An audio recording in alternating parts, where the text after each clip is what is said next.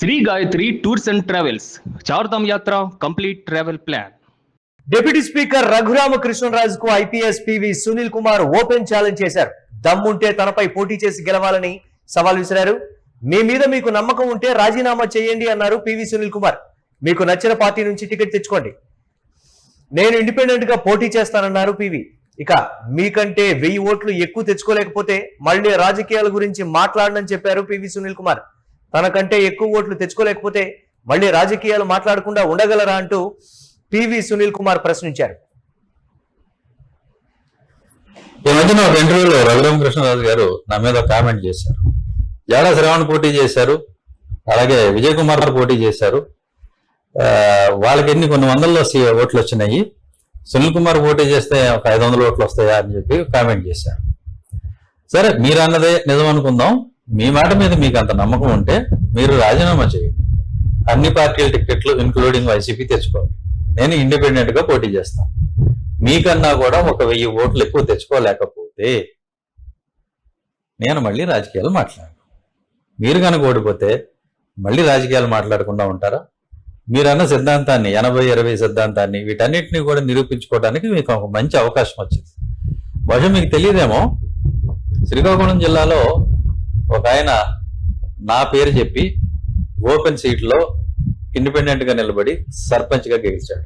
అలాగే ఆత్మకూరు, నెల్లూరు జిల్లా Atmakur by election లో ఒక అతను పోటీ చేసి నా ఫోటో పట్టుకుని తిరిగి 5000 ఓట్లు సంపాదించాడు.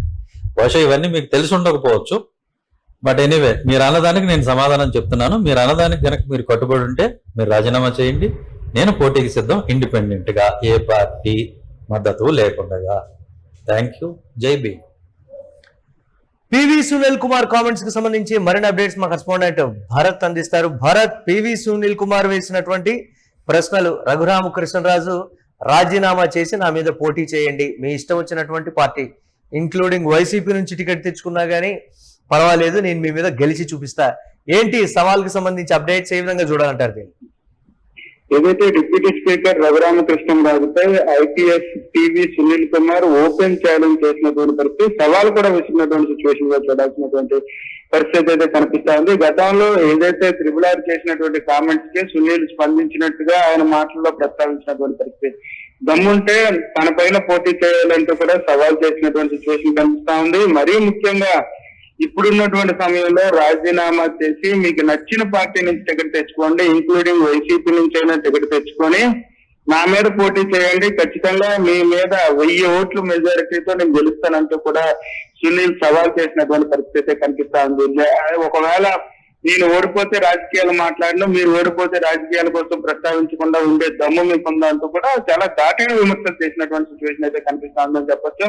అది కూడా మరీ ముఖ్యంగా పివి సునీల్ నేను ఇండిపెండెంట్ గా పోటీ చేస్తా, మీకు నచ్చిన పార్టీ నుంచి మీరు టికెట్ తెచ్చుకోండి అంటూ కూడా సవాల్ చేసినటువంటి సిచ్యువేషన్ కనిపిస్తా ఉంది. దీనికి సంబంధించినంత వరకు గతంలో ఏదైతే రఘురామకృష్ణరాజు స్పందించినటువంటి తీరు గాని, సునీల్ పైన హాటైన కామెంట్స్ చేశారంటూ కూడా ఆయన ప్రస్తావిస్తున్నటువంటి సిచ్యువేషన్ అయితే కనిపిస్తా ఉంది. అయితే దీనికి సంబంధించినంత వరకు కూడా పూర్తిగా ఈ రఘురామకృష్ణరాజు స్పందించాల్సినటువంటి సిచ్యువేషన్ అయితే కనిపిస్తా ఉందని చెప్పొచ్చు. మరీ ముఖ్యంగా ఒక ఐపీఎస్ కి సంబంధించిన పివి సునీల్ కుమార్ ఇటువంటి సవాల్ చేస్తారంటూ కూడా ఎవరు ఆలోచించేటటువంటి పరిస్థితి కూడా ఉండదు. కేవలం రఘురామకృష్ణరాజు నా మీద పోటీ చేస్తే ఖచ్చితంగా నేను ఇండిపెండెంట్ గానే పోటీ చేస్తా, మీకు నచ్చిన పార్టీ నుంచి బీఫామ్ తెచ్చుకొని పోటీ చేయాలంటూ కూడా సవాల్ విసిరినటువంటి సిచ్యువేషన్. దాంతో పాటుగానే కొన్ని ప్రస్తావించినటువంటి పరిస్థితి, శ్రీకాకుళం జిల్లాలో తనకంటూ కూడాను తన పేరు చెప్పి గెలిచారంటూ కూడా ఆయన ప్రస్తావిస్తున్నటువంటి సిచ్యువేషన్ అయితే కనిపిస్తా ఉంది. మరి ఇది ఇటువైపుగా దారితీస్తుంది. రాజకీయాలకు సంబంధించినంత వరకు కూడా పూర్తిగా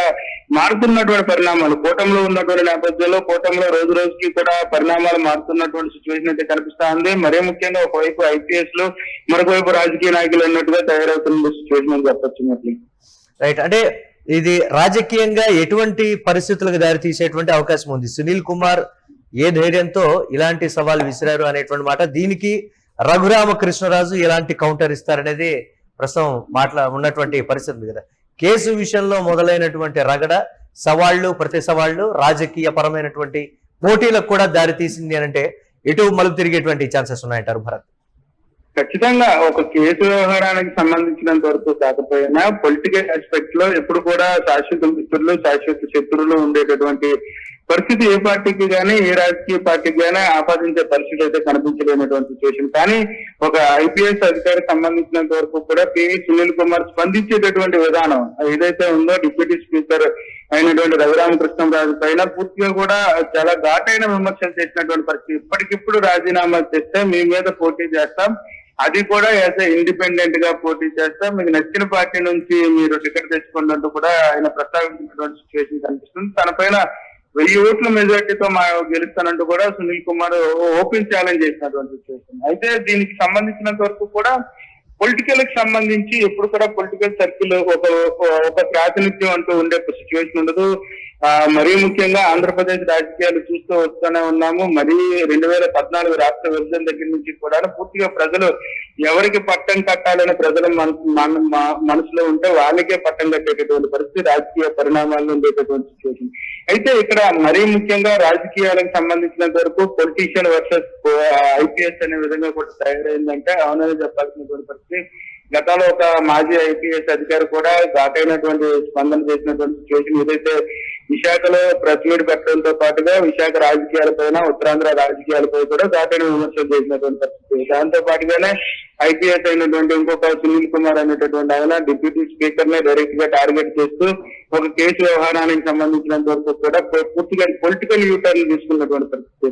రాజీనామా చేస్తే మీ మీద గెలుస్తామంటూ కూడా చెప్తున్నటువంటి సిచ్యువేషన్ కనిపిస్తా ఉంది. అది కేవలం రాజకీయ మాటల వరకు వెళ్ళేటటువంటి సిచ్యువేషన్ ఉంటుంది, కానీ రాజకీయాలకు సంబంధించినంత వరకు గ్రౌండ్ లెవెల్లో ఎవరు ప్రయారిటీ అనేది వాళ్ళకే ఉండేటటువంటి పరిస్థితి అయితే కనిపిస్తా ఉందని చెప్పొచ్చు. మరీ ముఖ్యంగా ఆయన సవాళ్ళకు సంబంధించినంత వరకు కూడా ఎలా ఉండబోతుంది, అసలు నిజంగానే ఆయనకి అంత అప్రజానిక్యంగా కనిపిస్తా ఉన్నారా, లేదా అసలు త్రిపురారి పైన ఇటువంటి కామెంట్స్ చేయడానికి ప్రధాన కారణం ఏంటనే దానిపైన కొంత స్పష్టత లేనటువంటి సిచ్యువేషన్. అయితే ఈ నేపథ్యంలో రఘురామకృష్ణంరాజు కూడా దీని మీద ఎలా స్పందిస్తారు, పొలిటికల్ సర్కిల్లో దీనికి సంబంధించినంత వరకు ఎలా హాట్ టాపిక్ గా ఉండబోతుంది అనే దానిపైన కొంత చూడాల్సినటువంటి సిచ్యువేషన్ అయితే కనిపిస్తుంది. మరీ ముఖ్యంగా రఘురామకృష్ణంరాజు ఎలా స్పందిస్తారనే దానిపై కొంత వేచి చూడాల్సిన సిచ్యువేషన్ అయితే ఉంది. Right, thanks for updates Bharat. ఇక డిప్యూటీ స్పీకర్ రఘురామకృష్ణరాజుకు IPS PV Sunil Kumar open challenge చేశారు. దమ్ముంటే తనపై పోటీ చేసి గెలవాలని సవాల్ విసిరారు. మీ మీద మీకు నమ్మకం ఉంటే రాజీనామా చేయండి, మీకు నచ్చిన పార్టీ నుంచి టికెట్ తెచ్చుకోండి, నేను ఇండిపెండెంట్ గా పోటీ చేస్తానన్నారు పివి సునీల్ కుమార్. మీకంటే 1000 ఓట్లు ఎక్కువ తెచ్చుకోలేకపోతే మళ్ళీ రాజకీయాల గురించి మాట్లాడానంటూ చెప్పారు. తనకంటే ఎక్కువ ఓట్లు తెచ్చుకోలేకపోతే మళ్ళీ రాజకీయాలు మాట్లాడకుండా ఉండగలరా? ఇది పివి సునీల్ కుమార్ వేసినటువంటి ప్రధాన ప్రశ్న. చూడాలి రఘురామకృష్ణరాజు ఎలాంటి కౌంటర్ వేస్తారు.